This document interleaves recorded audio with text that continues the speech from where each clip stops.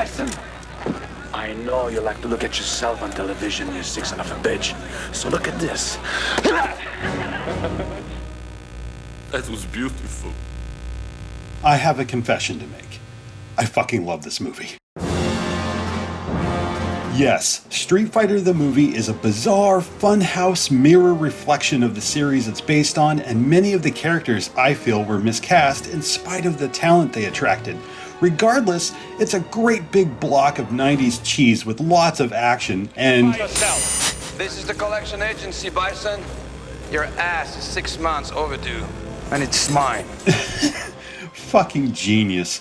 I'd be lying if I said this movie were without sin, though. My major gripes lie with the pacing, its inconsistent tone, and how certain characters were rewritten. Street Fighter can be an exhausting film to watch. There's so many characters with their own little narratives going on at once, and they're interwoven so quickly that it all feels a tad bloated. Really, it feels like this should have been a 3-hour movie instead of 2. You have Bison holding hostages for $1 billion, all so that he can fund his army and take over the world. Guile wants him dead in the name of peace, justice, and the American way. Ryu and Ken are good-natured con artists trying to scam Sagat and Vega for cash. Chun-Li wants to avenge her father and kill Bison. Oh, then you have the whole Blanca and Dhalsim subplot, but I'll get to that later. You see, that's a lot to cram in just under 2 hours. Then we have the tone. Most of the time, Street Fighter just wants to be a goofy action spectacle with lots of action and humor. When it's doing that, the movie's great. Then we have darker moments like Guile walking Ryu and Ken through a camp full of refugees. This feels largely out of place in a flick where we have a dictator discussing food courts. The food court should be larger. All the big franchises will want in. As for the characters, there are some standouts. Raul Julia is brilliant. The man wasn't cashing a check or trying to appease his kids. No, he fucking cared, and it shows. For you, the day Bison graced your village was the most important day of your life. But for me, it was Tuesday. Kylie Minogue and Ming-Na Wen are great as Cammy and Chun-Li. Jay Tavar is absolutely perfect as Vega. Really, his fight with Ryu is just awesome. Early in the film, it looks as if we're gonna get a killer cage match between the two, and so much is conveyed without a single word. We see that Vega's rather vain and lives for praise. Ryu demonstrates his prowess with a blade only to throw it aside, forcing Vega to follow his lead. The editing, the music, everything is building toward that first blow. Then bam, Guile busts in and arrests everybody. I'm like, fuck! They have another opportunity while in prison, though it's nothing more than a glimpse of what lies ahead, man. During the finale, shit gets real. Where were we? You were losing. This fight's so good, it takes the piss out of Guile's bout with Bison. While I enjoy it, mostly for the dialogue, this battle lacks the intensity. You have made me a happy man. Next, I'll make you a dead one. For I beheld Satan, and he fell from heaven like lightning! Really, the dialogue's better than the action. It looks like Van Damme's moving in slow motion half the time, and the cutting is excessive. Seriously, look at this. In the space of 10 seconds, we see Guile kick Bison twice, Bison then chokes Guile, and they fall from the bridge onto that levitating platform thing. 18 separate edits, 3 just to show 1 kick. To be fair, Julia wasn't able to take part in much of the combat, so I'm sure the editing had to be tight in order to mask his stunt double. Julia was suffering through stomach cancer and managed as best he could. The man was dying, yet he gave it everything he had. Bravo, man. Van Damme does an admirable job. There's not much flexing here, though he does have one shining moment. His speech before storming Bison's fortress. Our superiors say the war is canceled. We can all go home. Well, I'm not going home. I'm gonna get on my boat and I'm going upriver And I'm going to kick that son of a bitch Bison's ass so hard that the next Bison wannabe is gonna feel it. Now, who wants to go home? And who wants to go with me? This moment actually carries some emotional weight for me, but it's so fucking macho and goofy I don't know whether to cheer or bust out laughing. On the downside, what the fuck did you do to Blanca? For whatever asinine reason, they combined Charlie and Blanca. Charlie, or Carlos if you prefer, is Guile's comrade, and we're given this information in passing, as if they didn't even give a shit. They wasted so many precious minutes on DJ, a guy that never throws one damn punch in the whole flick, rather than developing this little bromance. Anyway, Bison forces a captive scientist, Dalsim.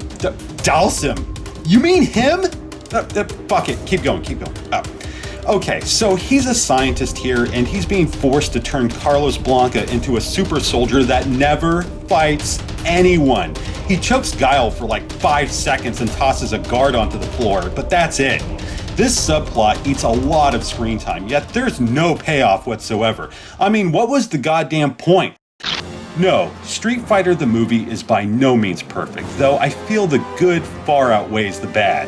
I think Stephen E. D'Souza got a raw deal. He's worked on several great movies like 48 Hours, The Running Man, Commando, and Die Hard. The man loves action, and you know he wanted this film to be awesome. This guy even deferred his salary to pay for the cast. That is commitment. In spite of Capcom's many demands and studio interference, D'Souza turned in a fun, memorable movie. That is more than I can say about Michael Bay's output for the last 10 years. Alright, the moment you've all been waiting for. Yes, Street Fighter the movie, the game. Believe it or not, this is not a port of the arcade original. The arcade game was developed by Incredible Technologies, the same company responsible for Time Killers. While the console version recycles the character sprites, everything else has changed. Capcom threw the engine out, changed the backgrounds, as well as the music, voice samples, and sound effects. Even the movesets were altered. Since I haven't played the arcade version in ages, I can't compare the two. Seeing as how this isn't a port, I'm going to judge this game based solely on its own merits. Before we dissect the gameplay, let's address the graphics. I feel this is a serious bone of contention for Street Fighter fans because, as many players would, they associate digitized graphics with the Mortal Kombat series. That makes sense, yes, but I don't know any other way they could have made it look as if you're controlling the movie's cast. However, that raises another issue. This is a strange concept to say the least. The very reason we received a film in the first place is that so we could see the video game's roster come to life, right? Right, so what's the lure here? Oh, I can play as Jean-Claude Van Damme playing Guile? Is that cool? If you ask me, then yes it is. I'm a movie guy, okay? I can't help it. Imagining myself as one of my favorite action heroes will always sell me, even if I already know the game shit. Now, is Street Fighter the movie, the game, shit? Well, let's break it down. The roster is similar to previous entries except there's no Dalsim or T-Hawk. I'm totally okay with that, seeing as how neither character was represented very well in the film. Then again, Capcom added 2 characters not featured in the arcade version, DJ and Blanca. The 2 characters that never fought anybody. That's great news, General. Congratulations. On the contrary, I mourn. Okay. I do appreciate that most of the costumes are faithful to their video game origins. Cammy is rocking her green leotard, Sagat actually looks like a Muay Thai fighter. However, it does highlight how some actors just don't fit their roles. Case in point. I rest my case. One character from the film found his way into both versions of the game, Captain Sawada.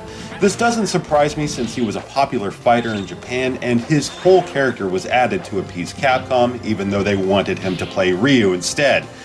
Long story. Anyway, his moveset's killer and he looks badass. My god, if only they had him do that shit in the movie. Another character featured in both versions is Akuma, even though he wasn't in the film at all. Here, you have to unlock the Master of the Fist before you can select him. Still pretty rad. We have 4 modes of play, 3 of which are common to the genre. We have the traditional street battle, where you rip through several opponents until you reach Bison, classic stuff. There's a trial mode where you try to beat your best time and score, and versus for multiplayer.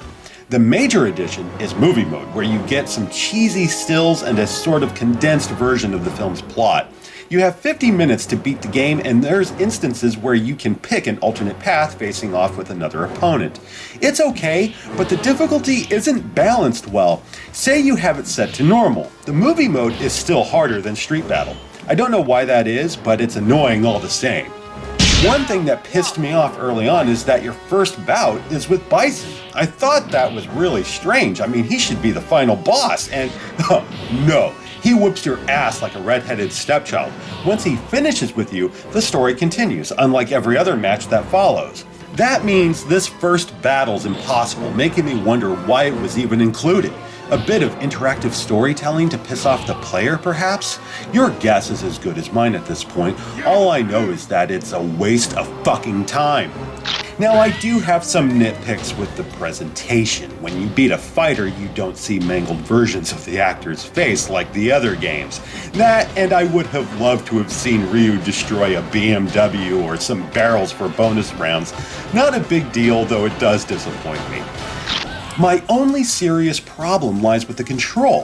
While it does feel a lot like Super Street Fighter 2, the control's a little stiff. It throws the timing off, making it that much more difficult to execute special moves. I was able to adjust, though it does hurt the fun factor somewhat. The choppy animation doesn't help either. When compared to Super Street Fighter 2, or even Mortal Kombat 2 on 32X, this doesn't look so hot. I've seen plenty of video for the arcade version, and this wasn't an issue. Those frames exist. Saturn fans know that the platform is more than capable of reproducing these sleek visuals, so why does it look like this? Such a shame. In closing, I think Street Fighter the movie is a weaker entry in the franchise due in large part to stiff control and below average animation, though I do enjoy playing it quite a bit. More so than Street Fighter 02? No, not at all. More than playing old Street Fighter 2? Yeah, I would say that, definitely. Have you lost your mind? No. You've lost your balls.